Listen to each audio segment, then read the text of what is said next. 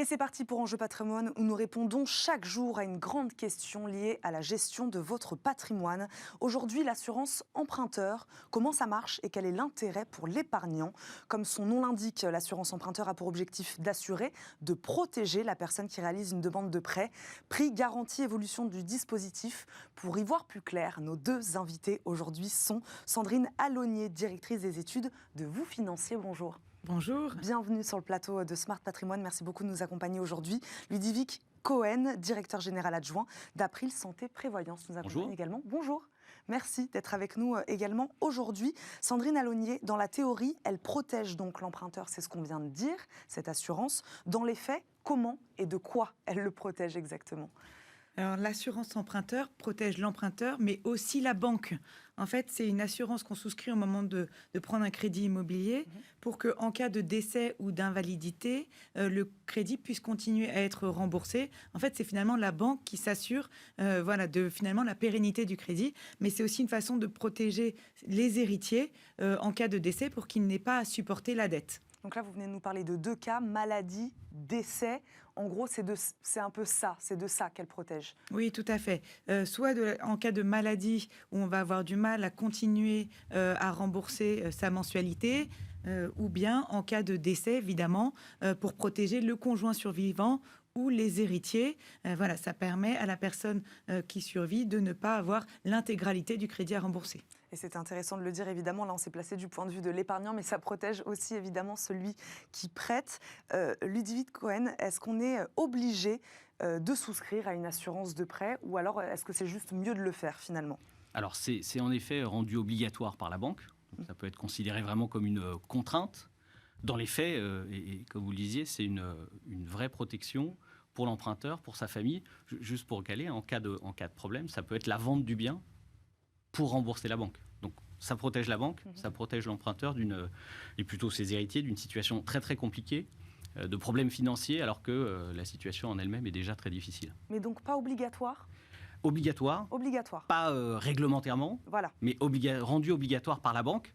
Et là, je vais dire, dans ce cas précis, c'est une obligation qui me semble très très pertinente pour l'emprunteur et sa famille. Quelles sont les obligations justement pour l'emprunteur aussi quand il contracte une assurance ?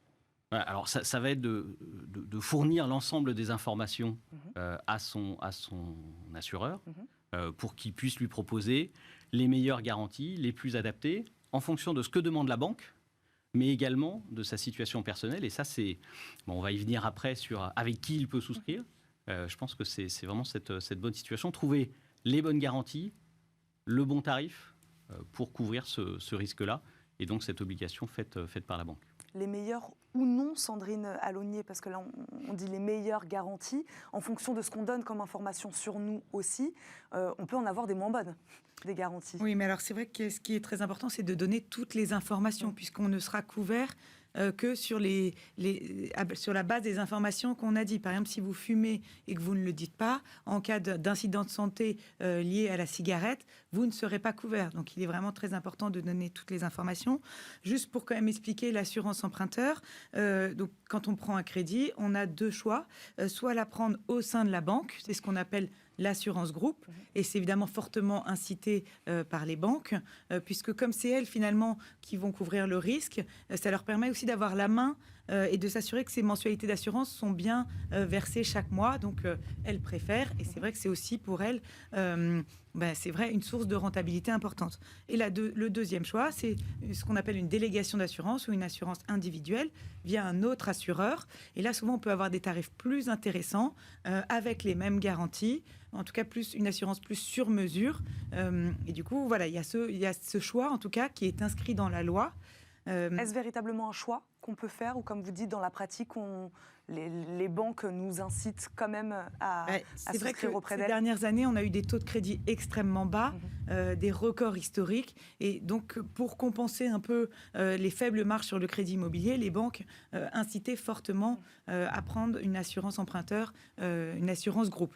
Elles ont aussi leur propre solution de délégation. Donc aujourd'hui, c'est vrai qu'il y a quand même tout un panel de solutions qui s'offrent à l'emprunteur. Et après, il va avoir aussi le choix des garanties et du niveau de couverture.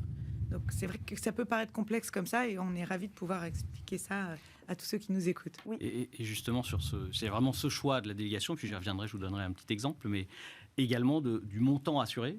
Quand vous empruntez 300 000 euros, la banque peut vous demander, par exemple, d'assurer 50% sur un assuré, 50% sur l'autre. Et c'est là où la question et l'accompagnement, notamment d'un courtier, peut être intéressant, parce que 50% de chaque côté peut ne pas être suffisant en cas de situation difficile, comme je le disais, d'un décès. On peut se retrouver dans la même situation de vente du bien. Et si on prend, pour se donner une idée de montant, si vous prenez un emprunt à 300 000 euros, un couple de 40 ans qui emprunte sur 20 ans à 1%, alors on sait que les taux remontent, mais cette logique-là... Donc là, vous prenez le cas où on emprunte à 2. On emprunte à 2, qui est une situation assez courante. Courante, finalement. Et là, dans ces cas-là, si vous prenez, je ne citerai pas, mais un grand groupe bancaire, vous assurez 100% sur les deux têtes, donc une très bonne couverture. Vous n'êtes pas loin de 28 000, 29 000 euros de coût sur les 20 ans. Vous prenez une assurance déléguée, alors, par exemple chez April, vous êtes à grosso modo la moitié de ce tarif-là. Donc c'est un gain de quasiment 15 000 euros sur ce cas-là. Et ça revient, le total des intérêts, c'est 31 000 euros sur ce dossier. Donc déléguer son assurance dans ce cas précis, c'est équivalent à passer de 1% à 0,5% de taux d'intérêt. On voit que la négociation ou la discussion, elle est au moins aussi intéressante, si ce n'est plus, sur le côté assurance plutôt que sur le côté crédit. Mais c'est intéressant cette question de coûts. Les coûts donc diffèrent et très souvent même de beaucoup. Exactement. Entre les différents organismes. Exactement. Auprès de qui on va contracter ou non l'assurance emprunteur. Vous pouvez être du simple au double, voire du simple au triple sur des cas extrêmes. Et là, le cas que je prenais, c'est pas du tout un cas extrême, c'est un cas assez courant qu'on peut voir et que nous, on voit régulièrement chez nos courtiers et nos assurés. Donc réduire ce coût, Sandrine Alonier, pour le réduire, ce coût justement, plutôt faire appel non pas aux instituts financiers, c'est ça, c'est ce que vous disiez. Mais en plus, ça devient un vrai sujet, puisque aujourd'hui, on le sait, il y a des normes pour emprunter. On n'a pas le droit de dépasser 35% de taux d'endettement, assurance incluse. Donc, outre l'enjeu d'économie sur le coût total de son crédit, il y a ce vrai enjeu sur le taux d'endettement et faire baisser finalement sa mensualité d'assurance. Ça permet aussi de faire parfois passer le dossier tout en respectant les 35% d'endettement.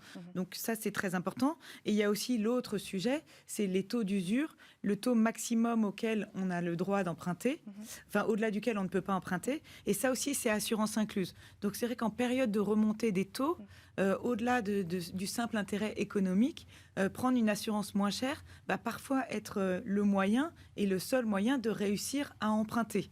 Donc il y a aussi cet enjeu-là. Et je pense que ça va aussi amener davantage de concurrence, ou peut-être amener les banques aussi à baisser encore légèrement leurs tarifs, puisque si on veut que les crédits soient accordés, et c'est l'intérêt des banques, les banques ont des objectifs de production de crédit très élevés, elles veulent prêter autant que l'année dernière qui a été une année record, et ce malgré la remontée des taux. Du coup là, on a un petit peu des cartes qui sont en train d'être rebattues, et les banques qui vont devoir également faire un effort tarifaire pour pouvoir laisser les gens emprunter. Donc je pense qu'on va avoir pas mal d'évolutions de marché cette année. Je rebondis sur ce que vous dites, sur ce contexte de remontée des taux, un contexte inflationniste également. Favorable ou non favorable aux emprunteurs, ce contexte actuel ? Alors, pas favorable, malheureusement, puisqu'on pouvait emprunter à 1% avec un bon dossier au début de l'année. Aujourd'hui, on est plutôt à 1,30. Donc, pour un crédit de 300 000 euros, ça fait 40 euros de plus par mois. Donc, c'est vrai que c'est pas négligeable. Et on pourrait atteindre une hausse des taux de 0,50 points à la fin de l'été. Et dans ces cas-là, ce serait quand même 70 euros de plus par mois. Et surtout que ça impacte aussi la capacité d'emprunt. Et avec ces taux maximum au-delà desquels on ne peut pas emprunter, on a aussi de plus en plus de refus de prêt. On a 75% des agences vous financées qui, ces dernières semaines, ont fait face à un refus de prêt, soit à cause du taux d'usure, soit à cause du taux d'endettement. Et donc, finalement, la question de l'assurance va vraiment redevenir centrale. Et on a vraiment, vous avez raison, il faut prendre le coût du crédit dans son intégralité, coût de l'assurance et coût des intérêts, puisqu'on était quand même arrivé dans une situation où parfois l'assurance était plus chère que les intérêts. Donc là, il faut que ça s'inverse. Ça, vous le constatez aussi en ce moment, cette difficulté plus importante pour contracter un prêt ? Alors, nous, on voit moins cette problématique de prêt, mais par contre, ce qu'on voit bien, c'est des besoins supplémentaires d'aller chercher sur l'assurance, sur le prix de l'assurance, qu'il n'est plus possible de trouver sur le prix du crédit. Et ça, c'est valable pour les nouveaux prêts, c'est très intéressant. Mais si on prend en plus les prêts existants, avec la remontée des taux, la renégociation de crédit, ça va se tarir de façon très très importante. Et donc demain, dans une logique pouvoir d'achat, l'assuré qui précédemment allait voir sa banque pour renégocier son prêt, et il y arrivait, et puis il pouvait gagner pas mal de points de base. Aujourd'hui, il peut changer, c'est ça? Là, il va pouvoir le faire, il va devoir le faire sur l'assurance pour continuer à aller chercher ses économies, à aller chercher ce gain de pouvoir d'achat qu'il ne peut plus trouver sur le crédit pendant quelque temps. Alors, difficile de prévoir, mais en tous les cas, et c'est l'exemple que je prenais tout à l'heure, il y a des gains à aller chercher significatifs sur la partie assurance. Et c'est par cette reprise, cette renégociation de son contrat d'assurance qui va pouvoir aller le chercher. Renégocier son contrat d'assurance, oui, c'est un peu différent. Ludovic Cohen, est-ce qu'on peut changer son assurance? Est-ce qu'on peut changer d'assurance emprunteur? Alors, jusqu'à maintenant, on pouvait le faire dans les 12 premiers mois et à date anniversaire. Et ce qui fait que vous aviez toutes les études montraient, il y avait une étude l'année dernière de Que Choisir qui montrait que 77% des gens se posaient la question, quand est-ce que je peux changer? Avec la loi Lemoine au 1er septembre, en fait, la réponse sera simple, c'est tout le temps. Et ça permettra donc d'éviter cette question-là et de rentrer directement sur aller chercher les meilleures garanties. Alors je le redis sur la quotité, peut-être que c'est baisser le montant de l'assurance. Ça peut être aussi augmenter le montant couvert.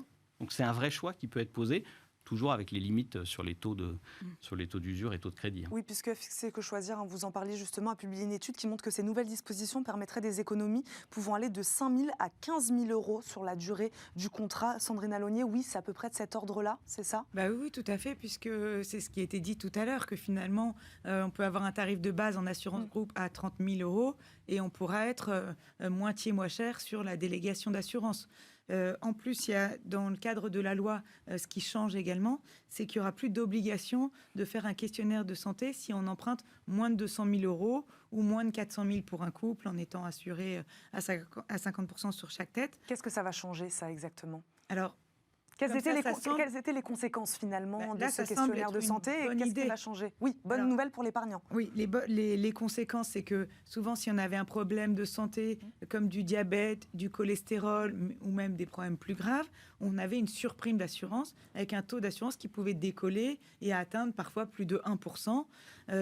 Donc ça, évidemment, c'était un gros frein à l'emprunt, surtout dans ces périodes-là de remontée des taux. Donc là, je dirais que ça tombe à pic, puisqu'on ne sera plus obligé de déclarer ce type de problème de santé et qu'on aura du coup des taux plus égalitaires. Sauf qu'il va bien falloir que quelqu'un prenne ce coût en charge et prenne ce coût du risque en charge. Et ça, c'est encore la question, est-ce que ça ne va pas être répercuté finalement sur les tarifs d'assurance? Vous reviendrez sur ce plateau pour y répondre justement. Merci beaucoup à tous les deux d'avoir répondu à nos questions aujourd'hui, d'avoir fait un peu la lumière sur ce dispositif d'assurance emprunteur. Sandrine Alonier, directrice des études de Vous Financier, et Ludovic Cohen, directeur général adjoint d'April Santé Prévoyance. Merci beaucoup à tous les deux de nous avoir accompagnés. Et merci à vous de nous avoir suivis. On se retrouve demain, même heure, pour un nouveau numéro de Smart Patrimoine. À demain.